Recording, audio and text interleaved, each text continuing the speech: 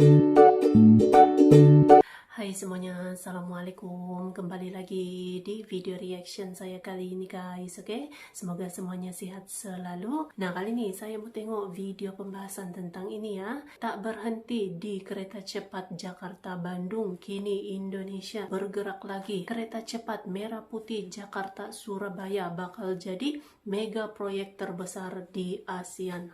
Jadi bukan hanya Jakarta-Bandung, kini mau meluaskan lagi ya Jakarta-Surabaya ini. Wah, kereta cepat ini ya. So, jangan lama-lama lagi, mari sama tengok video ini. Let's go.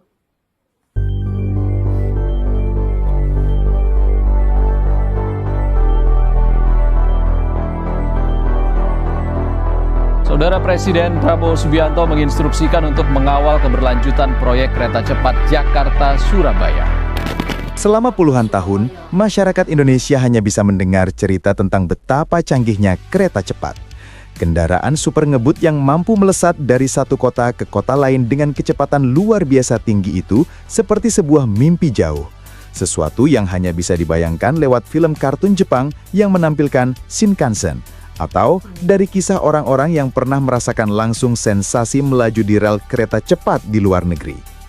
Bagi kebanyakan rakyat Indonesia, kereta cepat hanyalah sebuah impian yang rasanya mustahil bisa terwujud di tanah air.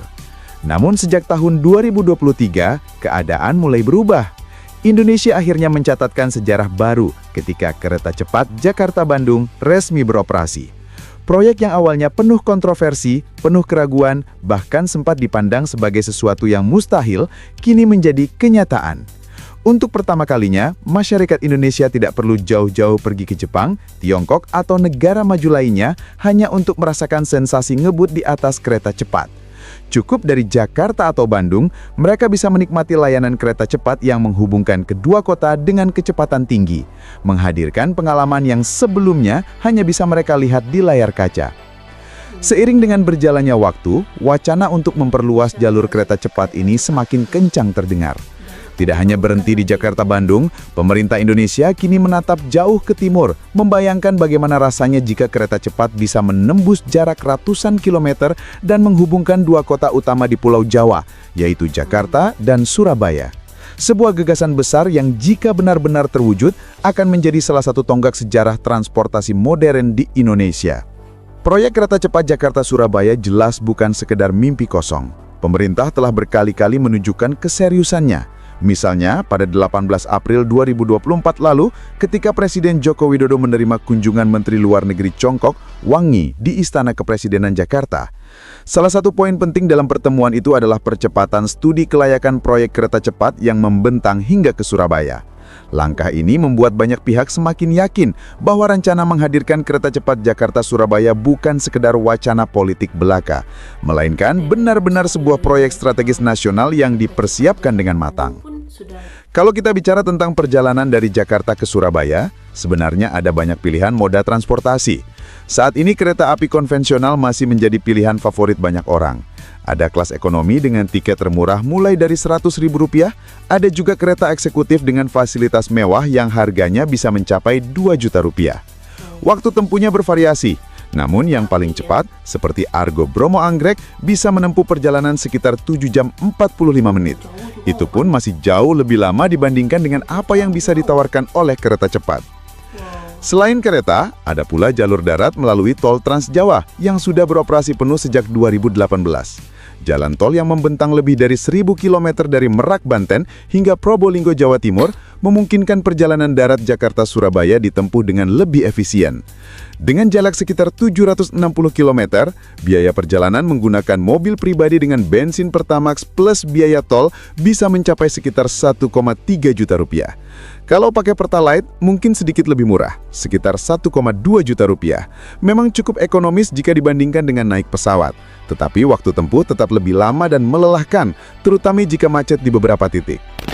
Ada juga pilihan bus antar kota antar provinsi atau AKAP yang memanfaatkan jalur tol Trans Jawa.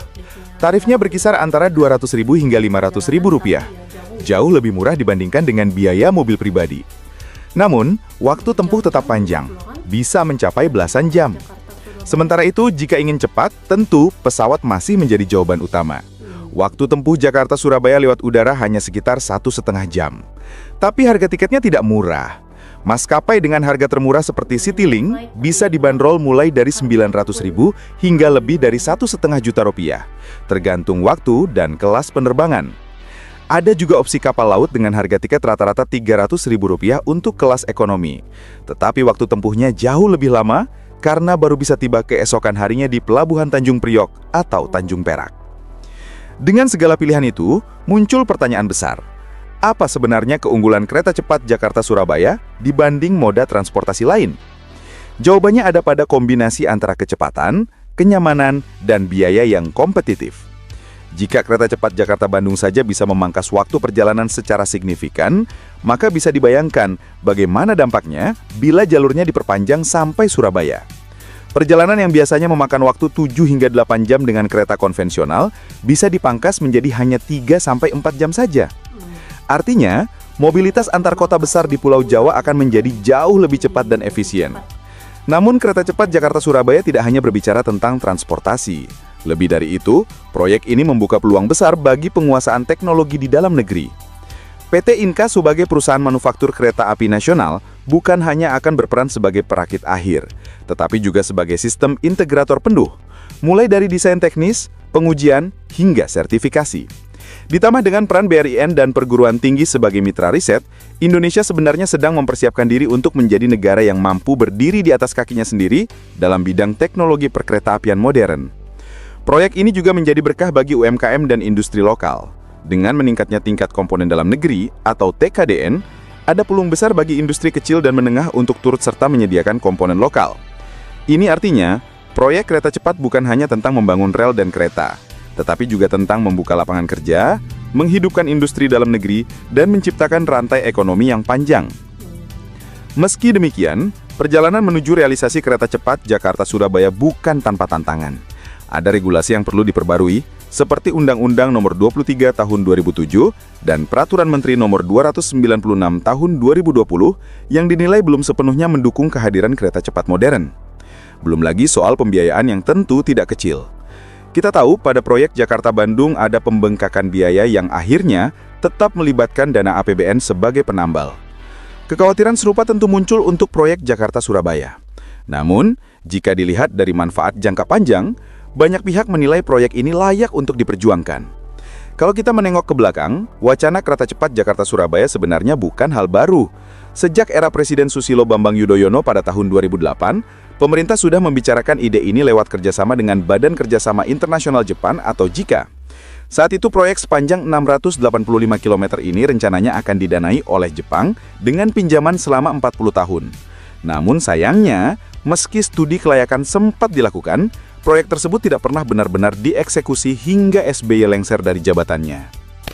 Pada awal pemerintahan Presiden Joko Widodo, wacana kereta cepat Jakarta-Surabaya muncul lagi dengan menggandeng Jepang. Bahkan, ada rencana membangun kereta cepat Shinkansen sepanjang 700 km dengan nilai investasi mencapai 100 triliun rupiah.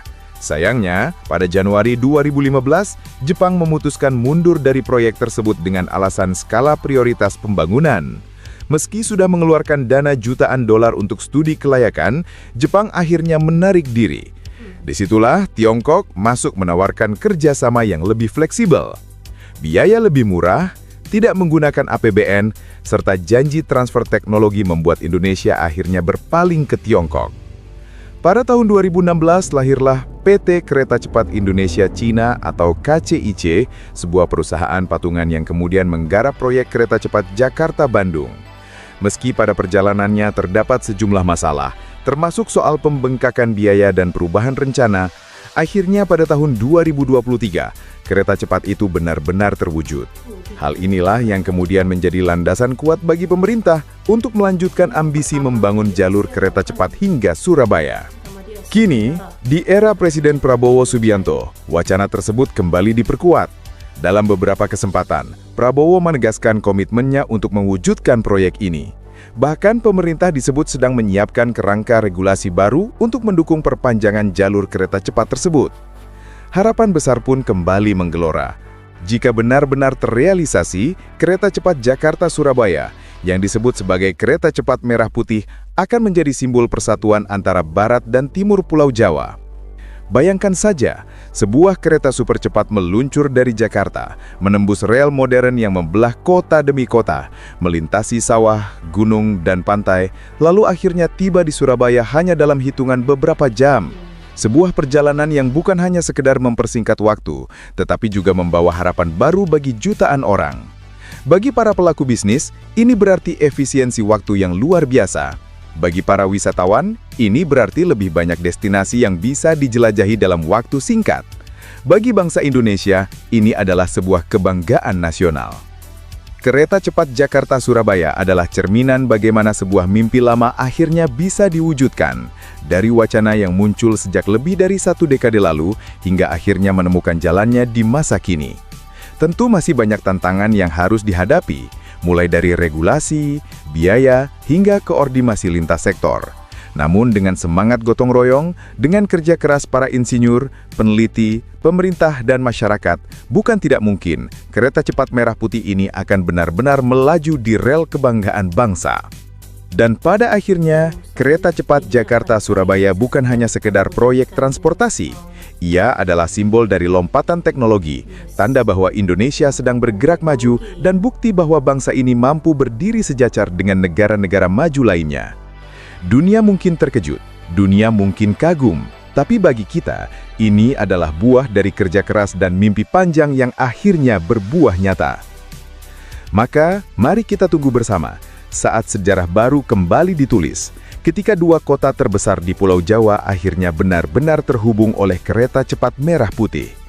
Karena ini bukan hanya tentang perjalanan dari Jakarta ke Surabaya, melainkan tentang perjalanan sebuah bangsa menuju masa depan yang lebih cepat, lebih modern, dan lebih membanggakan.